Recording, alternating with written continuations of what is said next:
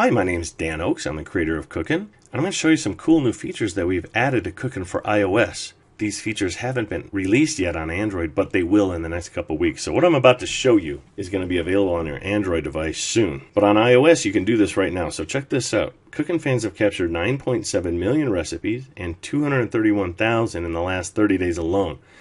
Now that's a lot of recipes. In fact, it's almost 8,000 recipes per day.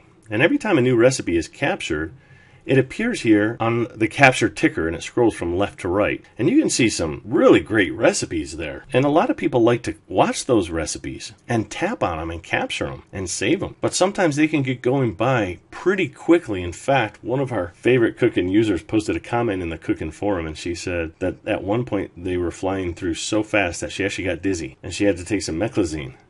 Meclizine, by the way, is an anti-dizziness medicine. And I've had that happen too. Like this honey soy glazed recipe right here, it looks like it's salmon.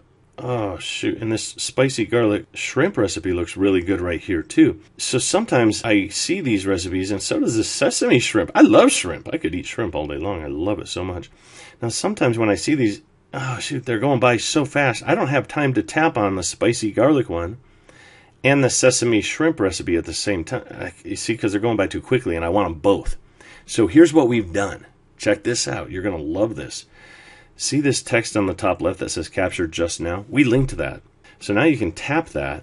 I want to go find that sesame garlic shrimp and that spicy shrimp that just scrolled by. Let's see here. Now what I'm looking at here, by the way, are the last 50 recipes that were captured. And they're there. There's the sesame shrimp recipe. And there's the spicy garlic shrimp recipe. So now, if you see a recipe on the capture ticker that goes by too quickly, now you can tap capture just now, and you can see the last 50 recipes that were captured. So that's pretty cool. Now here's what else we've done. Ooh, look at that classic pumpkin roll.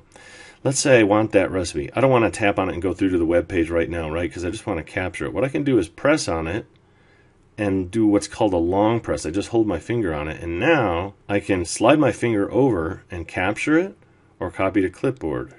I'm going to go ahead and choose capture, and now Cookin's going to capture this recipe. Perfect! I'm going to save this into the desserts chapter and tap perfect, and now I can even go on and do the same thing to this drunken Cajun shrimp recipe. I'm going to tap on it, but I'm going to hold my finger on it, which is called a long press, and then I'm going to slide up and choose capture, and Cookin' will capture this recipe for me. Excellent. Let's save that in the main dishes. Cool.